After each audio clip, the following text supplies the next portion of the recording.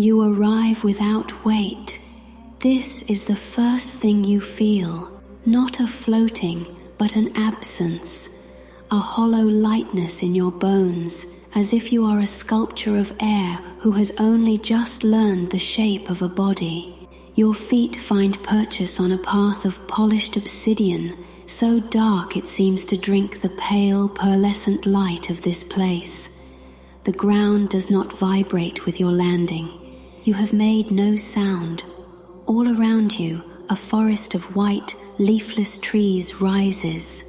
Their bark is not bark, but a network of fine, crazed lines, like ancient porcelain that has been shattered and meticulously glued back together. The sky above is a high, silent dome of sea glass green, without a sun, without a moon, without a single cloud to mar its perfect, sorrowful complexion. There is a sound, but it is distant, a delicate crystalline chiming. It is not unpleasant. It is the sound of 1,000 tiny bells, or perhaps wind moving through a cavern of icicles. It is a lonely sound, but beautiful. You follow it, your weightless steps carrying you forward down the obsidian path, deeper into the porcelain wood. You are not alone here. You begin to see them, figures moving between the trees. They walk with a profound and deliberate slowness, their shoulders hunched, their heads bowed. They move as if wading through deep water, or as if the very air itself is a heavy, viscous fluid they must push through. You watch one of them, a tall figure in a long grey coat, as they pause to lean against one of the porcelain trees. They are breathing heavily, a mist pluming from their unseen mouth. As they shift their weight, something small and dark falls from their coat pocket, landing on the obsidian path with a sharp, distinct clink. It is a sliver of black glass, no larger than your thumb, sharp-edged and glossy. The figure gasps, a pained, desperate sound, and stoops with agonizing slowness to retrieve it. They cradle the shard in their palm for a long moment before tucking it carefully back into their pocket.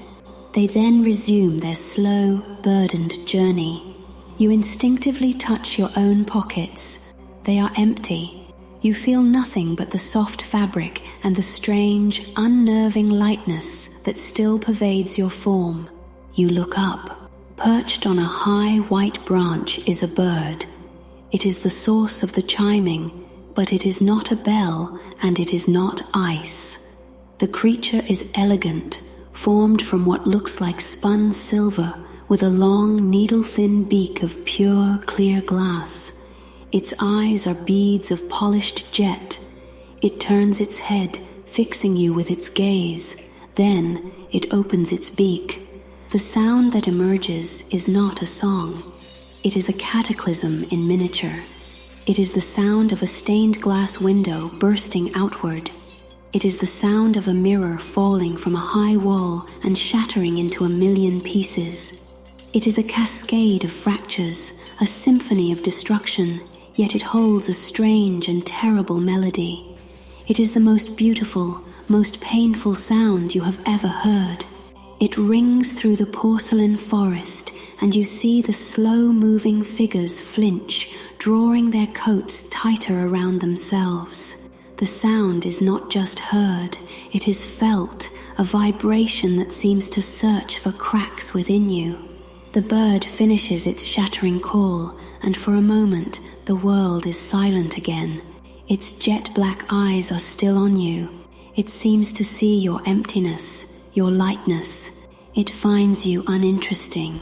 With a flick of its silver wings, it launches into the air and soars away, a glint of light against the sea glass sky. You continue walking, the memory of that sound echoing in your mind. You begin to understand the landscape. This is a place of brittleness, of fragility. You pass another figure, this one older, moving even more slowly than the others. Their coat is not merely heavy, it is stiff, studded with dozens, perhaps hundreds, of those dark glass shards.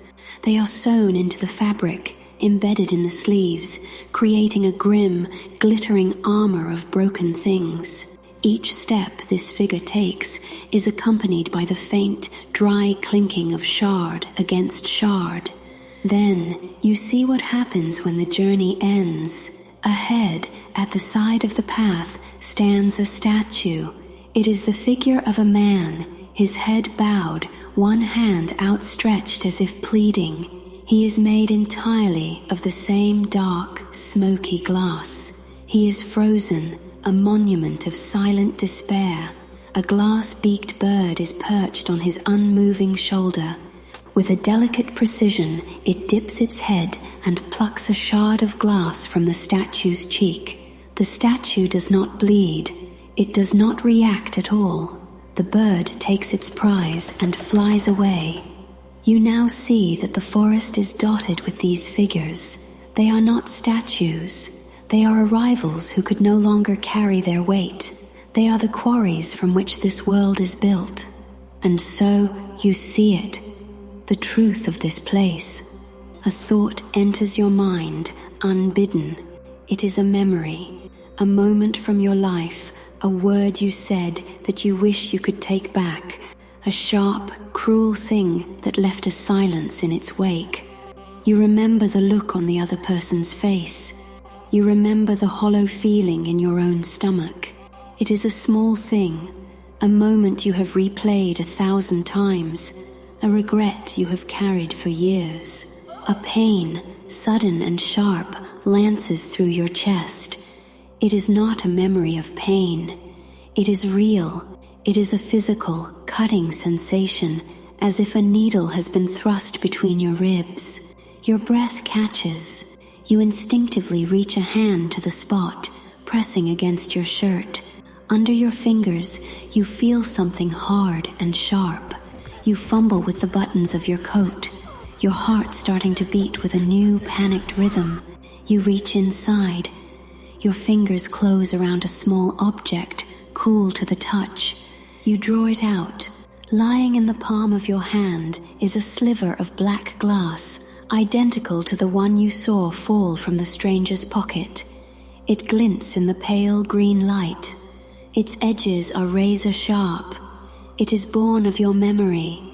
It is the shape of your regret. And with its arrival, the world shifts. The air is no longer neutral. It presses against you. The lightness in your bones is gone, replaced by a dense, unfamiliar heaviness. The obsidian path seems to pull at the soles of your feet. You take a step, and it is an effort. You have a weight now. You have a burden. You look at the other figures moving through the trees. You no longer see them as curiosities. You see them as mirrors. You understand the careful, deliberate way they walk. You understand the hunch of their shoulders. It is the posture of one who is trying to keep something precious from breaking, and simultaneously the posture of one who is being crushed. Another memory surfaces, a door you didn't open, a hand you didn't take, a path you were too afraid to walk. This regret feels different. It is not sharp and cruel, but heavy and dull, a weight of absence.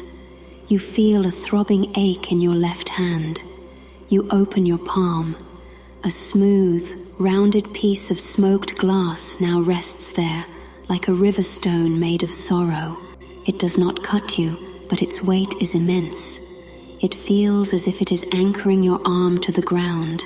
Now you can truly hear them, the birds. Their glass-shattering song is no longer distant. It is everywhere.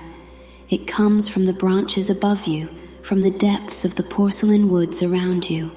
And the sound has changed. Before, it was a strange, alien melody. Now, it feels personal. It resonates with the shards you carry. The vibrations travel up your arms, into your chest, seeking out the things you hide, trying to shake them loose, to break them into more pieces. You are no longer an observer. You are a participant.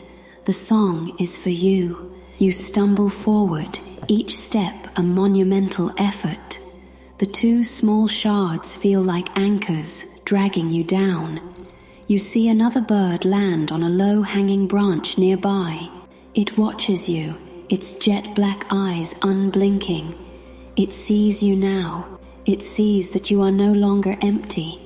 You have something it wants. Panic begins to set in. You must get rid of them. You take the sharp shard from your pocket, and with a surge of effort, you fling it away into the trees. It leaves your hand, but it does not make a sound as it lands, and the weight in your chest does not lessen. In fact, the pain grows sharper. You look down at your hand. A thin, red line appears on your palm, welling with a bead of liquid that is not blood, but a slow-moving silvery substance like mercury. And in your chest, the ache intensifies. You understand. You cannot discard them. To throw them away is to deny them, and that only makes them cut you deeper. You are slowing. Your thoughts are becoming sluggish, coated with the same heavy viscosity as the air. More memories are coming, faster now. Each one a new weight, a new sharpness. A shard forms behind your knee, making it difficult to bend your leg. Another, small and jagged, appears just beneath the skin of your throat, and every swallow is a trial. You are being claimed by your own past. You are becoming a quarry. Ahead, you see one of the porcelain trees that is larger than the others. In its highest branches rests an enormous nest. It is not made of twigs and mud. It is woven entirely from 1,000,000 shards of dark glass. It is a vortex of regret, a massive, glittering wound against the pale sky.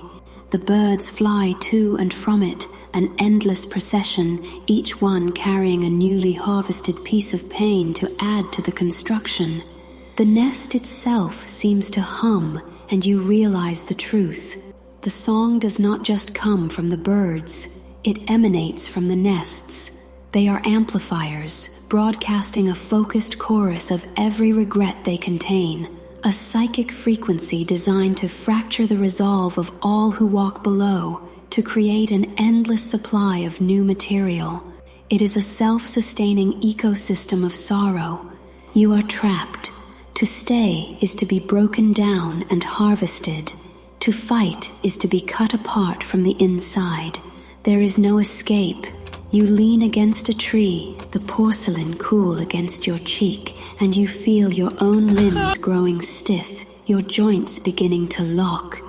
You are turning to glass. Then you see it. An old woman, her face a mask of serene exhaustion, walks slowly toward a low-hanging branch where a single bird waits patiently. She is not fighting. She is not struggling. She simply holds out her gnarled hand. In her palm rests a single, teardrop-shaped shard of glass. She offers it. The bird hops closer. It does not snatch the shard. It does not attack.